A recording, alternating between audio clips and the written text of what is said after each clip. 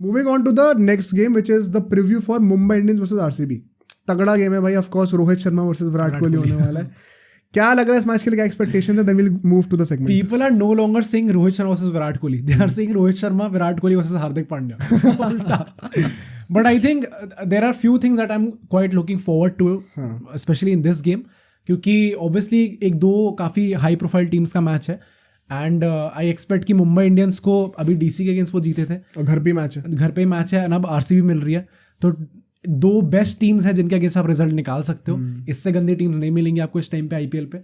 तो अच्छी बात है कि इन दोनों का आगे है. इससे मुंबई का फॉर्म भी आगे बढ़ता जाएगा.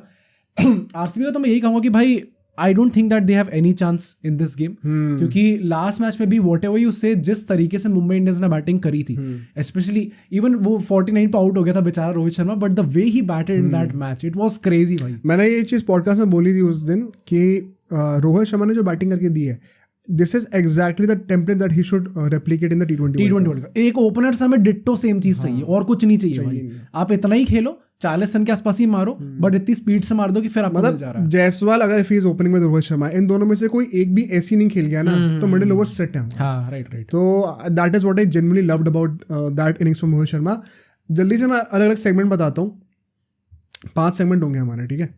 पहला है पिच एंड कंडीशंस. तो पिच का मैं सिंपल बता दूं, वानखेड़े में मैच होने वाला है, रात को मैच होने वाला है, ड्यू भी पड़ेगी. It is going to be a batting paradise hopefully. Right.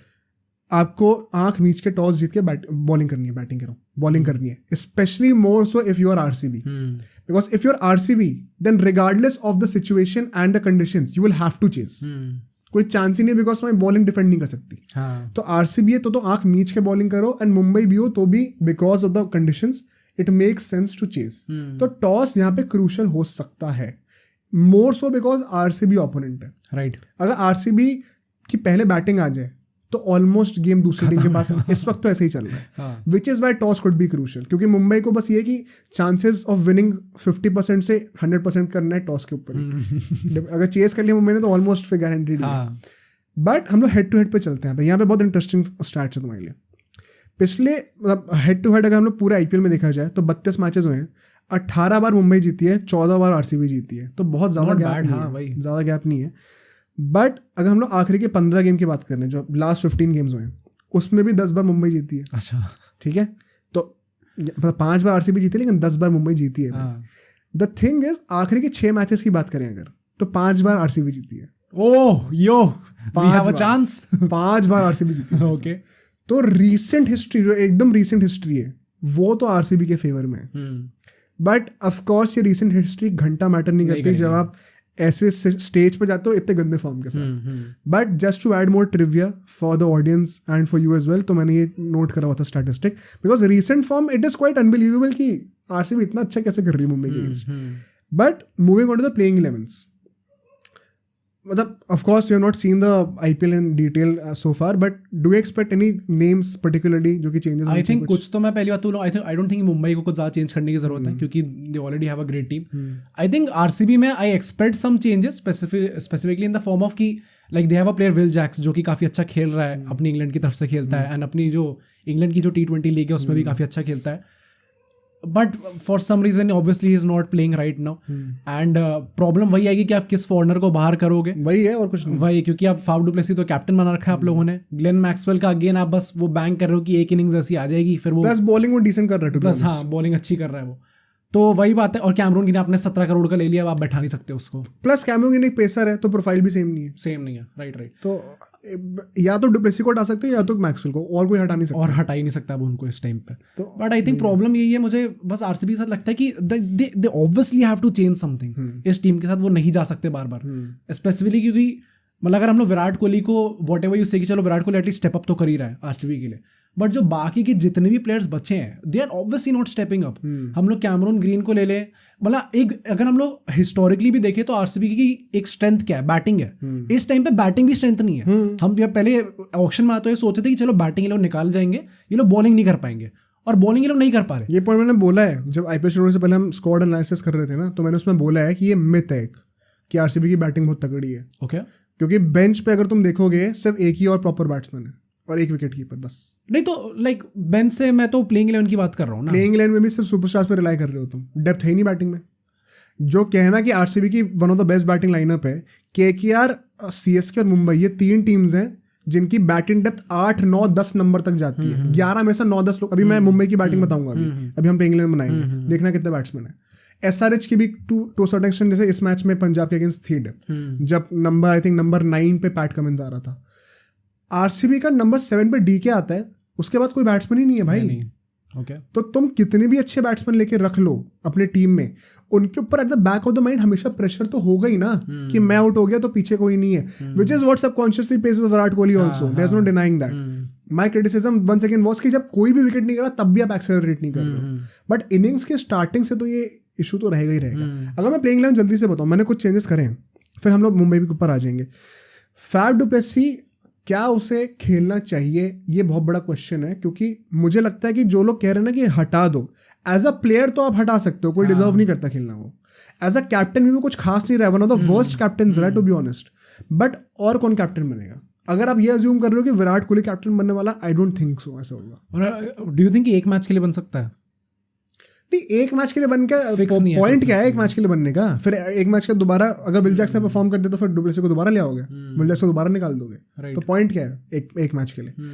कुछ लोग कह रहे हैं डीके को कैप्टन बना दो। भाई जो बंदा टीम में परमानेंट नहीं है, कभी इंपैक्ट प्लेयर बनता है, कभी कुछ बनता है, I don't think it is worth it. And plus I don't think Dinesh Karthik is a great captain anyway, speaking from KKR's experience.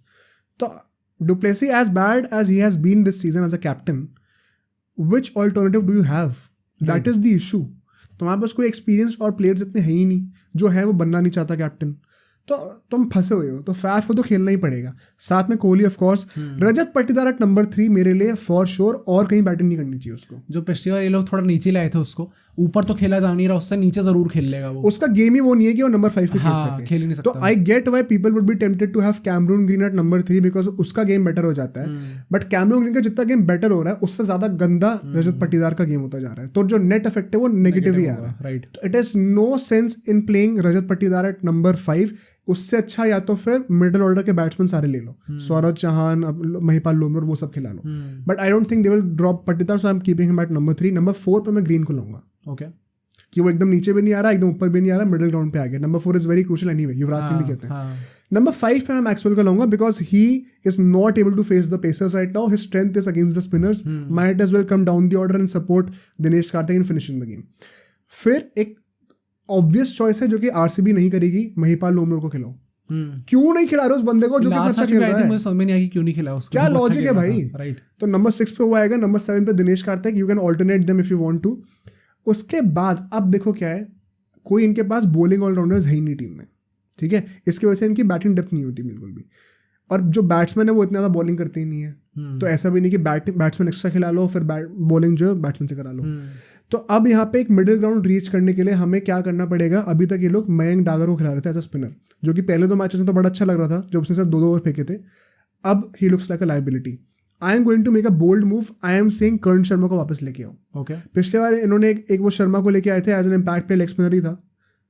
क्या पॉइंट है? कर्ण शर्मा को लेके आओ, he can bat as well a bit. Number 8 पे उसको लेके आओ, he provides the much needed balance. Number 8 पे कर्ण शर्मा आएंगे, उसके बाद विजय कुमार विशक, वो भी पता नहीं क्यों नहीं खेलने को समझ में नहीं आ रहा, ही हैज टू स्टार्ट।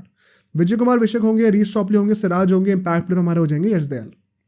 तो पेसर्स हमारी पूरी बैटरी यहाँ पे सॉर्टेड है। स्पिनर्स हमें वैसे भी ज़्यादा चाहिए ही नहीं, तो मैक्सवेल एंड कर्ण शर्मा काफ़ी होंगे, बिकॉज वानखेड़े में हाई स्कोरिंग गेम होने वाला है, स्पिनर्स का तो रोल होगा नहीं। अगर मैं स्ट्रेटेजिकली जल्दी से बात करूँ यहाँ पे ओपनर्स के लिए, मैं एक पॉइंट बोलूँगा बस, आरसीबी के। हाँ, अगर तुम्हारी पहले बैटिंग आ गई भाई भूल जाओ तुम्हारे पास डेप्थ है कि नहीं है। बिकॉज अगर तुम डेप्थ का सोच के मैच खींचोगे ना, तुम तब भी हारोगे। तो might as well lose while fighting like a warrior. Okay, would you agree with that? मतलब मैं ये कहूंगा कि like at least one of the opener should be like कि मेरे को गेट गो से मारना है, and I think in my opinion that should be Faf du Plessis. Not saying कि भाई ताकि विराट कोहली की सेंचुरी आ जाए, मतलब I don't have any interest in that कि बस उसकी सेंचुरी की वजह से टीम डूब जाए। आई वुड से कि विराट कोहली को भी तेज खेलना है, not like he played in the last game, जब उसने स्टार्टिंग के कुछ एक टाइम पे उसने 37 रन मारे थे और 35 बॉल्स। तो इतना भी स्लो आपको किसी पॉइंट ऑफ गेम में नहीं होना, तो आपको एक वो डिसेंट स्ट्राइक रेट तो मेंटेन करके रखनी है। पर at the same time I think still Virat Kohli के शोल्डर्स पे रिस्पॉन्सिबिलिटी होगी कहीं ना कहीं कि भाई एक तरफ से बंदा चला के खेल रहा है, तो मेरे को तब भी थोड़ा सा संभल के तो खेलना पड़ेगा। I can't get out. I will tell you why this is a very risky approach. अब मैं मुंबई के आने पे आता हूँ और तुम बैटिंग डेप्थ देखना चाहती है. रोहित शर्मा, ईशान किशन और सूर्य कुमार यादव हमारे टॉप 3 होने वाले. टॉप ऑर्डर हमारा हो गया.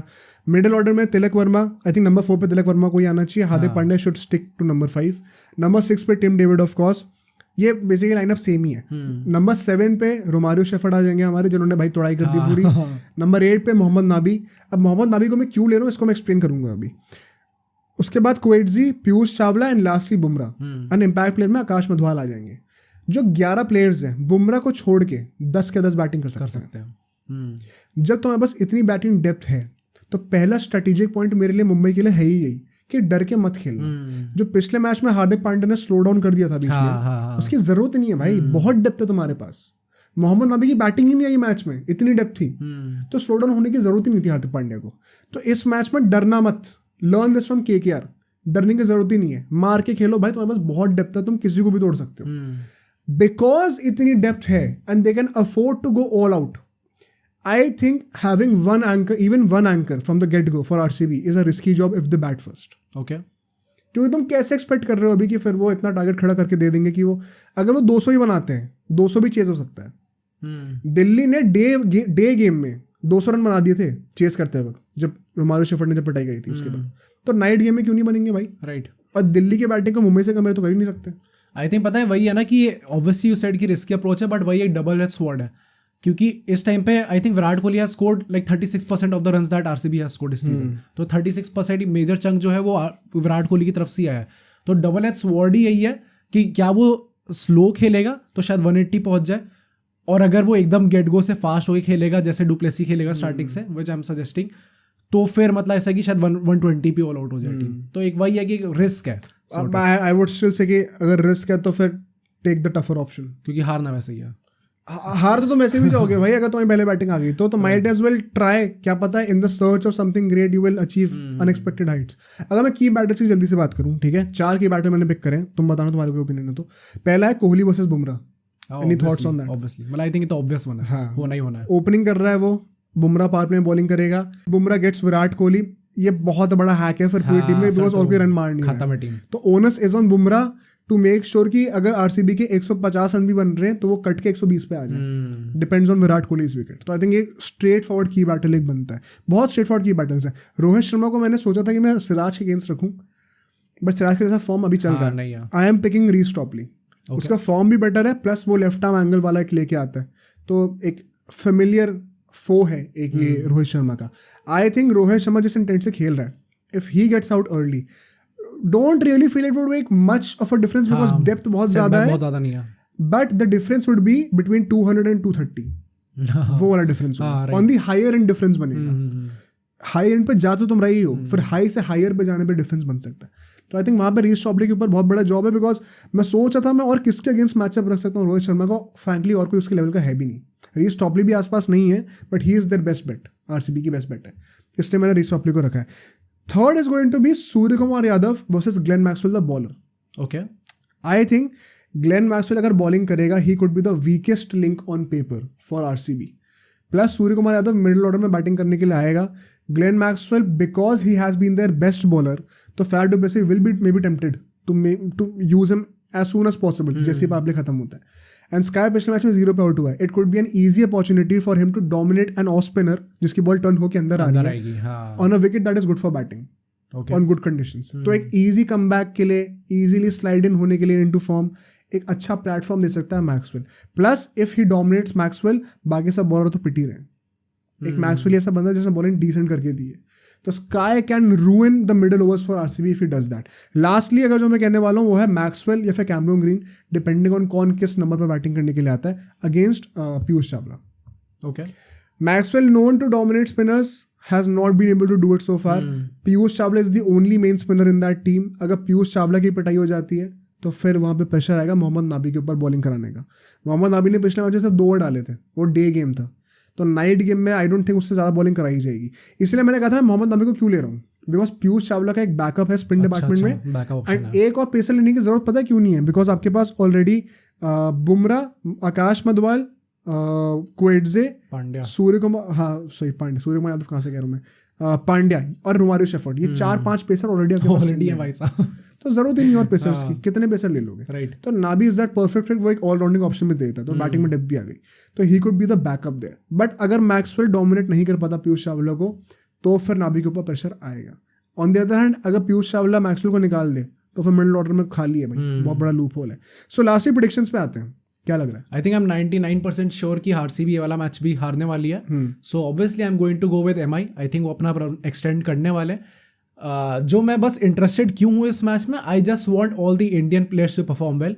आई वांट बुमराह अच्छा खेले, आई वांट विराट कोहली बहुत अच्छा खेले, I want Rohit Sharma again जैसा खेलता आ रहा है वैसे ही खेले, SKY and SKY specifically I want कि स्काई काफ़ी अच्छा खेला। आई ऑल्सो थिंक कि देखो, मैं थोड़ी शेडी चीज़ कहूँगा, अगर टॉस जीत के टॉस हार के कुछ भी करके आरसीबी की पहले बैटिंग आ रही है, तो I am completely banking Mumbai.